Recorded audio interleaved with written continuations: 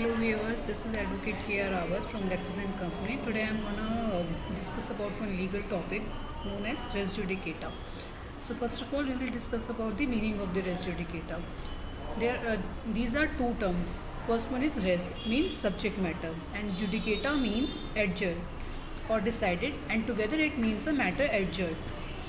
In simpler words, the thing has been judged by the court. The issue before a court has already been decided by another court and between the same parties. Hence, the court will dismiss the case as it has been decided by another court. Res judicata applies to both civil and criminal legal system. No suit which has been directly or indirectly tried in a former suit can be tried again. So, the example of res judicata is, suppose A sued B. As he didn't pay rent, B pleaded for the lessing of rent on the ground of the area of the land was less. Then they mentioned on the lease, the court found that the area was greater than shown in the lease. The area was excess and the principle of res judicata not be applied.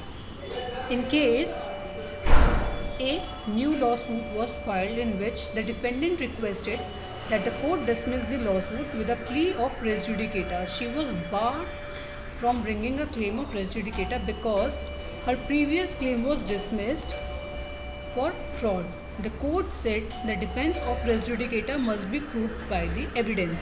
Now, what are the principles of res judicata? The principle of res judicata seeks to promote the fair administration of justice and honesty and to prevent the law from abuse.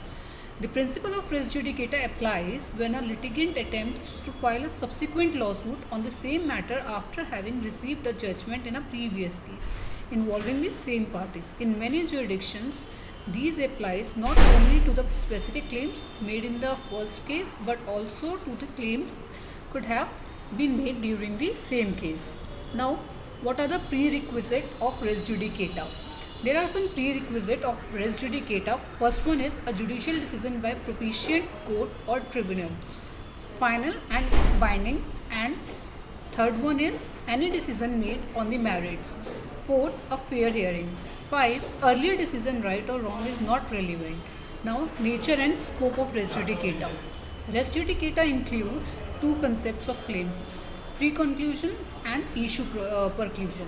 Issue preclusion is also known as collateral estoppel. Parties cannot sue each other again after the final judgment on the basis of merits has reached in civil litigation. For example, if a plaintiff wins or loses a case against the defendant, in the case say A, he cannot probably sue the defendant again in case B based on the same facts and events, not even in a different court with the same facts and events, whereas in issues preclusion it prohibits the relitigation of issues of law that have already been determined by the judge as part of an earlier case. Thank you.